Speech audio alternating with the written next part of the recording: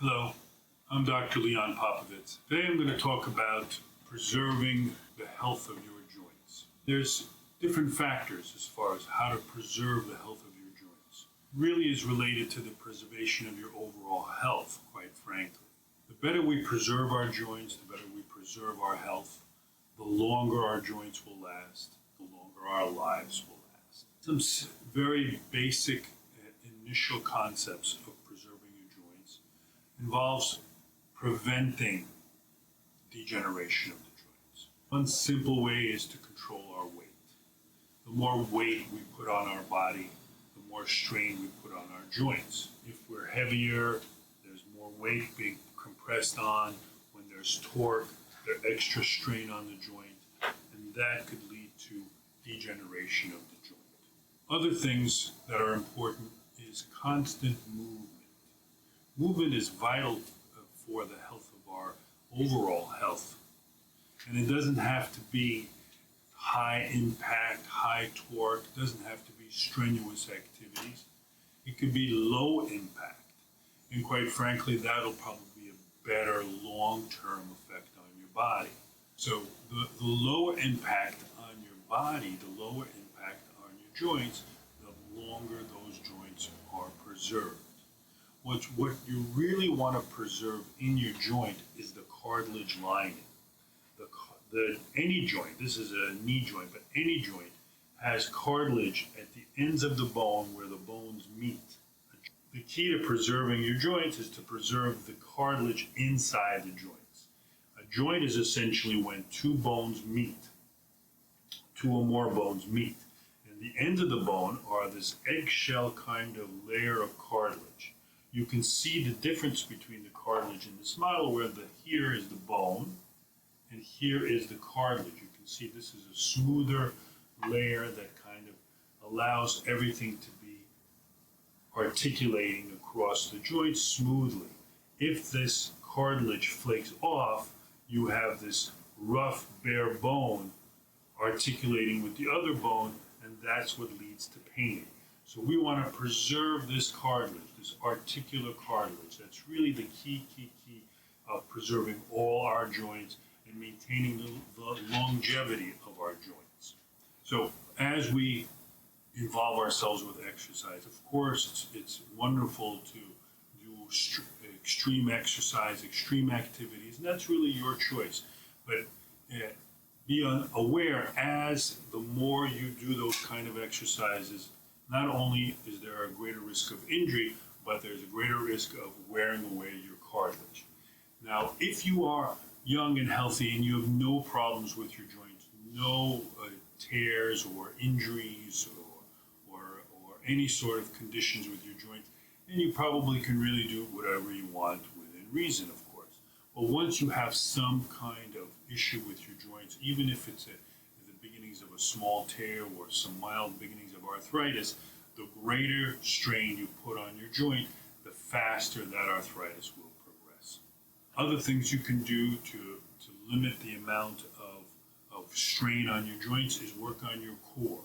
The stronger your central body core is, the better your body can maintain its weight and limit the amount of strain you have on your joints, such as your back, such as your knee and your hips. And lastly, another very important thing that you can do is limit the amount of inflammation in your body. You can limit your processed foods, eat more anti-inflammatory foods like leafy green foods. There's even been studies to show that high amounts of green broccoli has limited the amount of inflammation and joint pain. Now, what happens if you have an injury? Once you have an injury, even more important is to figure out how you can preserve those joints so your joint does not deteriorate. It's been shown that once you have some kind of injury, such as a tear or the beginnings of a damage to the cartilage, the degeneration starts to progress. The greater damage, the faster the degeneration progresses. For example, very often somebody might tear their meniscus. The meniscus is a cushion of cartilage between the two bones. This meniscus here protects the cartilage lining, the articular cartilage. If the meniscus tears, there is less protection of the articular cartilage, and the articular cartilage has been shown to degenerate and start flaking off. There are essentially two different types of meniscus tears. There's a traumatic tear when you twist your knee and you have a tear where a piece flakes off, or there's a degenerative tear where the joint has been doing a lot of wear and tear and grinding, and there's a lot of weight on the joint, and that essentially starts weakening the meniscus itself, and you may find that without any trauma, all of a sudden you feel a pop in your knee. That's a degenerative tear. Now, patients may want to know, do you have to have all your meniscus tears fixed? If it's a degenerative tear or traumatic tear, no, you do not have to have all meniscus tears fixed. It's been shown that if you have a traumatic tear and you're a younger person and particularly active, you likely should have that meniscus fixed because you want to preserve the viability of that meniscus to prevent the articular cartilage from flaking off. But if it's a non-traumatic degenerative tear, then most likely you really don't want to proceed with any meniscus surgery because surgeries like that don't necessarily preserve the cartilage. They may end up cleaning out the piece of cartilage or removing it, which really defeats the whole purpose of the meniscus. And it's been shown that people with degenerative tears, non-traumatic tears of the meniscus, if we treat them with conservative treatments such as physical therapy, anti-inflammatory medications depending upon the patient, even occasional injections that might help heal the joint, those patients actually do very, very well and do not need surgery. So it's really important to try to distinguish whether or not you have a degenerative tear or a traumatic tear. Sometimes degenerative tears do need surgery if patients do conservative treatment and don't get better, but or if they have a tear that's displaced and interfering with their motion, but those are much less likely the situation with degenerative tears. Other situations where we have to consider preserving your cartilage or preserving your joints when it comes to injuries. Some people may develop a meniscus tear that is at the root. The root is the area in the joint where the meniscus attaches to the bone. It's towards the back, and it is on the inside of your knee and the outside of your knee. Sometimes people will feel very acute, non-traumatic pain with a meniscus root tear, and this piece is where it might avulse or tear off of the bone.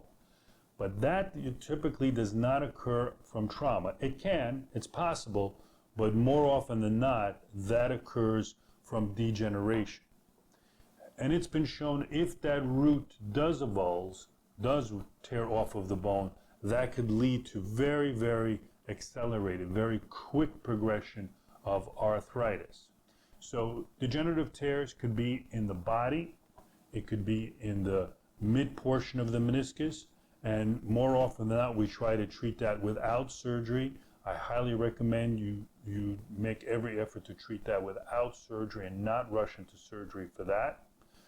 But if the tear is in the root where it comes off the bone, more often than not, especially if the arthritis is not progressed, if the cartilage lining is not worn away, if we repair this root and put it back onto the bone where it belongs, we can stop the progression of arthritis. So all this is to avoid complete degeneration of your joint, avoid a total joint replacement, avoid having very severe pain as you get older, and avoid limiting your ability to move as you get older. It's vital, vital, vital for you to move as much as possible. All studies show that the more you walk, the more you move, and it doesn't have to be running necessarily, it doesn't have to be any extreme activities, but the more you move as we get older, and as we are young as well, at whatever age we are, the more we move, the healthier we are, and the healthier we will be when we're older, and the longer life that we may have. So The longevity of our joints is crucial to the longevity of our life. Other injuries where there's a question, should you have surgery or should you have not? Other injuries could be an ACL tear. If you are a younger person and you suffer a traumatic tear of your ACL, this is the ligament here between the two bones. It's one of the important ligaments that connects the two bones. If you have an ACL tear, then your knee will become unstable and the bones will shift. And when the bones shift like this, they tear the meniscus. They tear that cushion of cartilage. And when that cushion of cartilage tears, there's less protection of the articular cartilage, the lining of the bone. And that lining starts flaking off.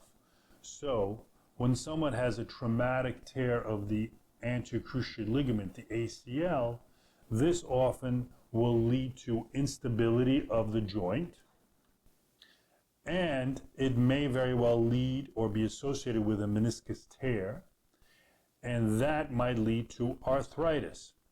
So typically when a young person tears their anterior cruciate ligament, their ACL, we typically recommend fixing that ACL and stabilizing that joint, because that would prevent progression of potential arthritis in the future. It will also stabilize that joint to allow you to be functional and enjoy the activities that you enjoy.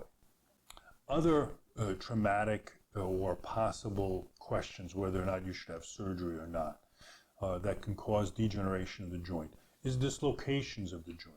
For example, dislocation of the shoulder.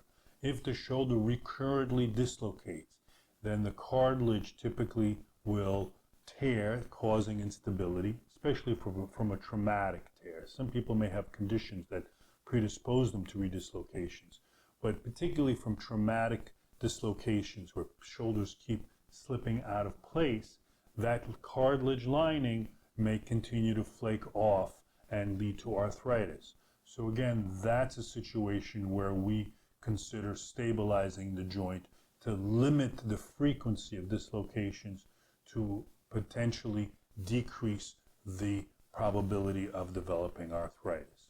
As orthopedic surgeons, whenever somebody comes to us with injuries, our concept, my goal is to preserve your joint for a long life to come. And if we rush to potential surgeries that will not preserve your joint, then we're doing a hindrance for the patient. We want to preserve that joint. We want to sustain the longevity of that joint. So some situations where people have injuries, such as a degenerative tear or a degenerative partial rotator cuff tear, those sort of things don't always need to be rushed into surgery. Those sort of things we can try to treat non-surgically and see if we can preserve that tissue. You need that tissue to sustain the longevity of your joint.